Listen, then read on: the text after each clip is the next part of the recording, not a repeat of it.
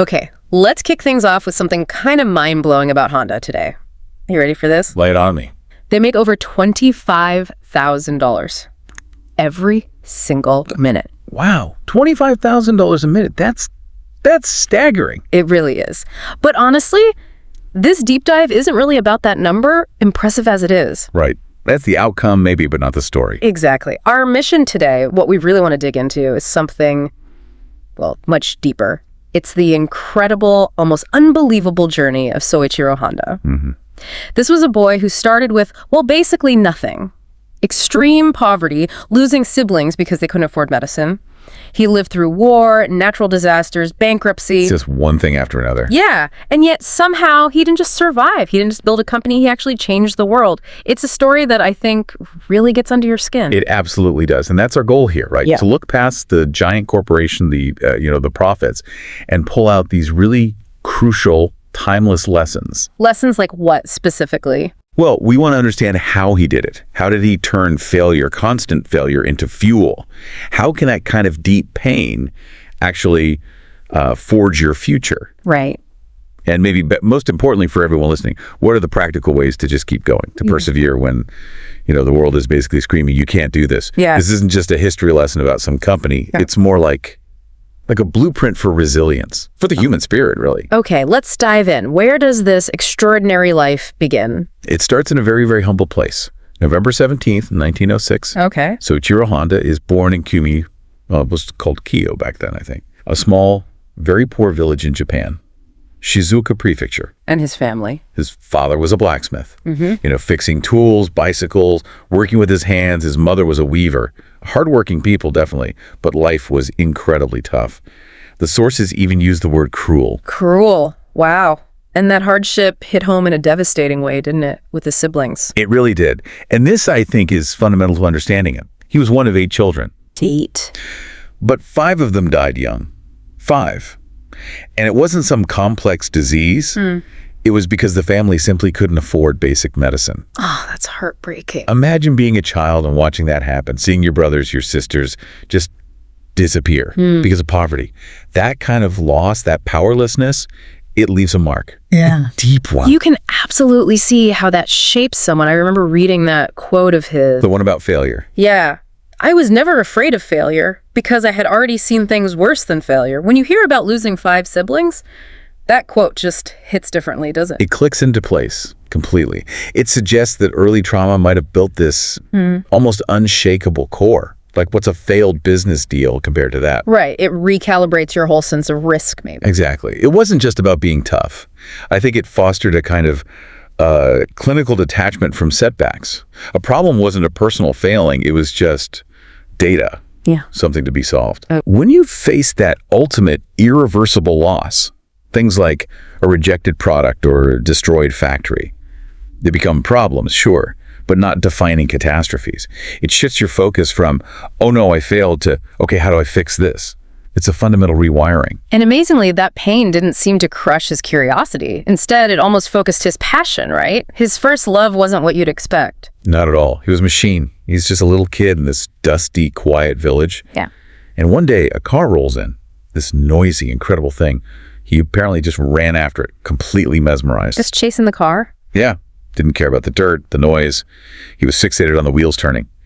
Later, he said he couldn't remember the car's brand or color, but he never forgot the smell of oil and the sound of the engine. That's fantastic. The smell of oil, that was the spark. That was it. That lit the fire. But here's the contrast that I find fascinating. His hands are drawn to machines, but school, not so much. Oh, not at all. By all accounts, he was a terrible student, failing subjects, skipping class. Yeah. His teachers probably thought he was going nowhere. A classic case. But he wasn't lazy. His mind might not have loved textbooks, but his hands were always busy. He'd find broken bicycle parts, take them apart, fix them, break them again. Learning by doing. So he was basically teaching himself engineering in the back alleys. Pretty much. He just loved, as he put it, nuts, bolts, and gears more than anything school could offer. And this hands-on approach led him to make a pretty bold move quite young, right? Yes. At 15. Incredibly bold. He sees an ad in a Tokyo newspaper. A mechanic wanted. Okay. Now picture this. 15 years old, never been to the big city, no money, no connections, nothing. And yet he applies, And somehow he gets the job. Amazing. But there was a catch, wasn't there? There was. The job wasn't actually working on engines. It was cleaning the workshop, fetching tools, basically being the gopher. No touching the real machinery. Ouch. For someone obsessed with engines, that must have stung. I could see a lot of kids just giving up then. Most would have. But Sorry Hero, he saw it differently. He wasn't there for a salary. He wanted, in his words, a school of experience. A school of experience. I like that. So he swept floors, yeah. But he watched everything. Every move the mechanics made, every engine they worked on. He was absorbing it all day after day, patiently learning in the way that worked for him. Through observation and eventually doing. Exactly. It perfectly illustrates that core belief he carried his whole life. The best learning is not in books.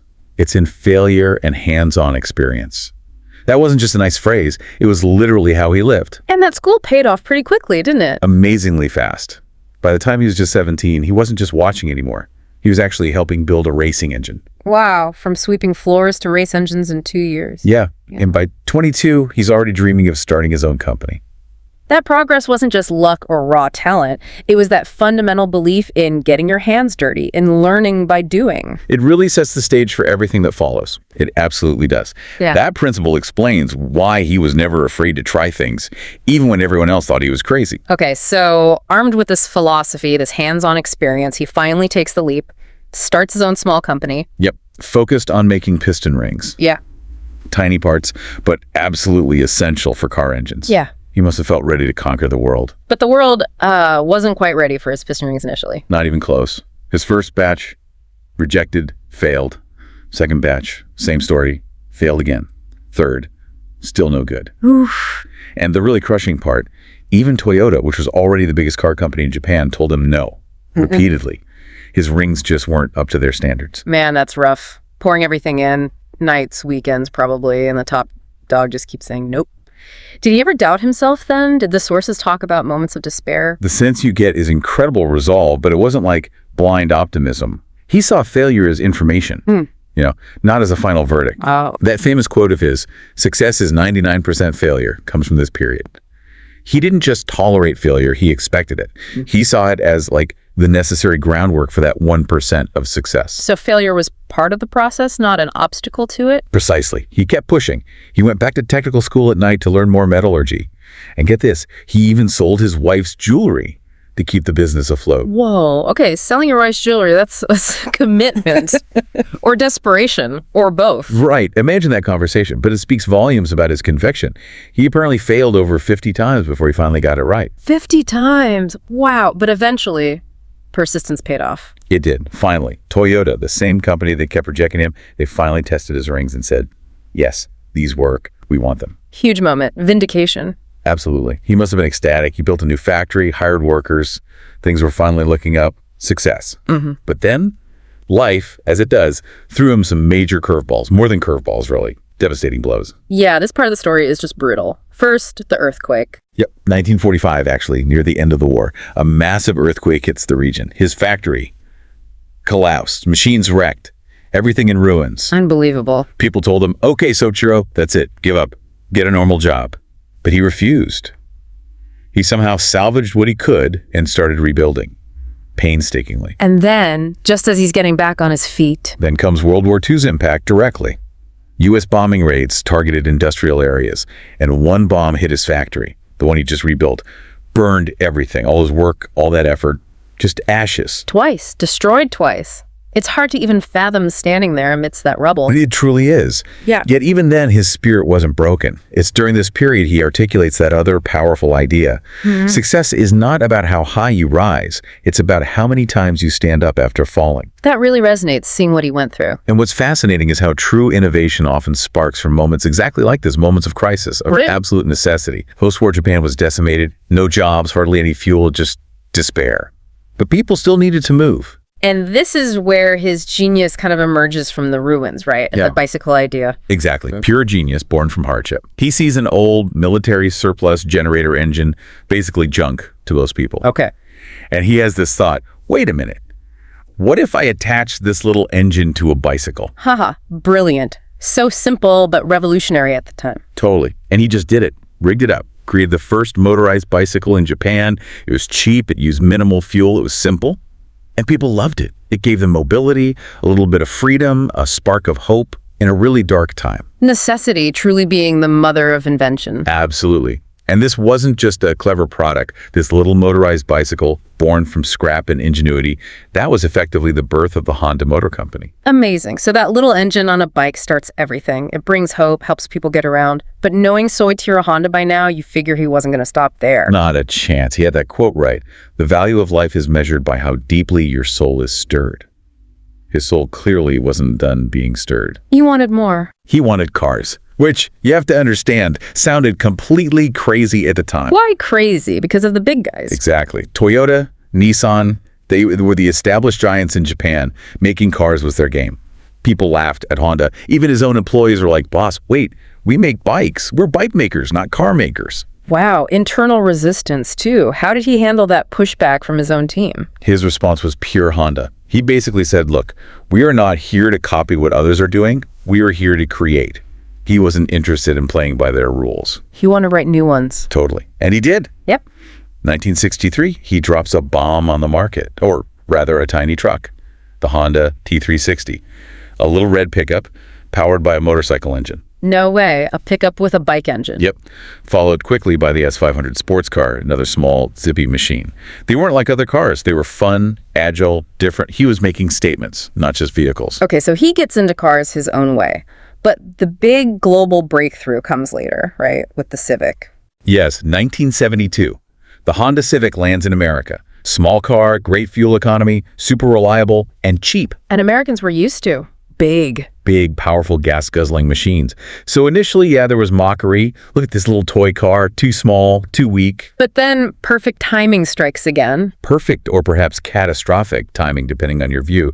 The 1970s fuel crisis hits. Gas prices go through the roof. Suddenly, everyone is desperate for fuel efficiency. And there's the Civic. Exactly. The car they laughed at. Overnight, it becomes a miracle. People flock to buy it. And this wasn't just about selling cars. It fundamentally shifted how Americans saw Japanese vehicles. Honda became synonymous with quality, efficiency, trust. Innovation born, again, from meeting a critical need. It really did change everything. Honda wasn't just a Japanese motorbike company anymore. It was a global player. And the Accord followed, cementing that status. Nailed it. The Honda Accord comes along a bit bigger, still efficient, incredibly family-friendly. It becomes one of the best-selling cars in American history, period. Yeah. Soichiro Honda, the kid who loved engines, had truly taken on the automotive giants and won. Incredible climb. But even then, conquering the car world wasn't the end of the story for Honda, the company he built. Not even close. Their vision kept pushing outwards, upwards. They'd mastered roads. So they asked, okay, what's next? Cars, bikes.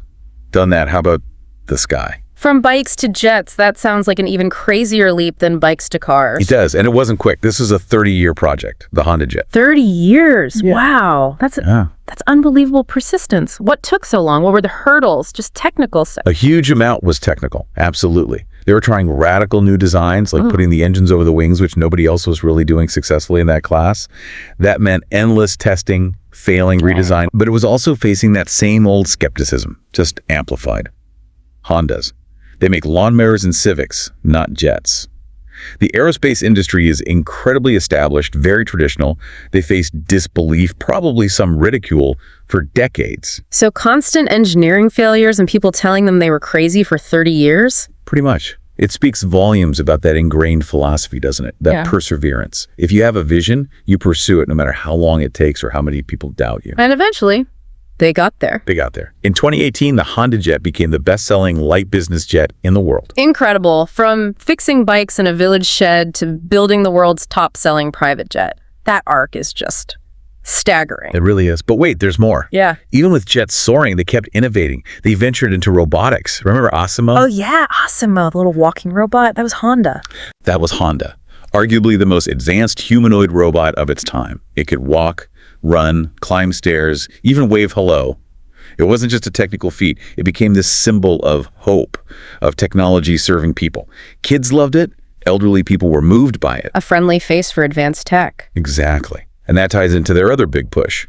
Green technology, electric vehicles, hydrogen fuel cell cars, solar energy, all driven by that core principle Soichiro seemed to instill early on.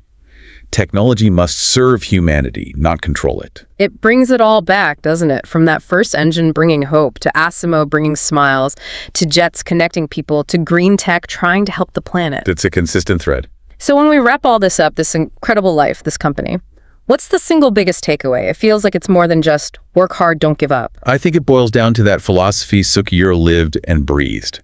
That quote again. Success represents 1% of your work, which comes from 99% of failure. 99% failure. That's not just a catchy line. It's a fundamental reframing of the journey. It's permission to try, to stumble, to learn from the 99%, knowing that's the path to the 1%. And that message, that reframing, it's not just about Soichiro Honda, is it? Not at all. This is where it connects directly to you listening right now. This is your story too, potentially. How so? Think about it. If this boy, born in poverty, losing siblings, failing school, facing rejection after rejection, having his work literally bombed to dust, if he could find a way to change the world, then what's stopping you? It shows the power, the raw potential that lies within resilience, within every single one of us. That's a powerful thought. So maybe the question for everyone listening is, what dream are you keeping locked away because you're afraid? Afraid of that 99% failure. Yeah. What amazing idea are you putting off telling yourself later because of doubt, because it seems too hard or too crazy? You don't need the perfect setup. You don't need everything to be easy. What you need, what Honda's story screams from the rooftops, is courage. Courage to just... The courage to try, absolutely. Yeah. The courage to accept that you will stumble, you probably will fail along the way. And crucially, the courage to get back up again and again. Stand up after falling. Exactly. So maybe today's the day. Stand tall, look at whatever path is ahead of you, and just whisper it to yourself. I will not die with my dreams still inside me. Because you're not defined by setbacks. You're not small. You are potentially this burning fire. And just like Sukihiro Honda showed us, your dream, whatever it is, it really can fly.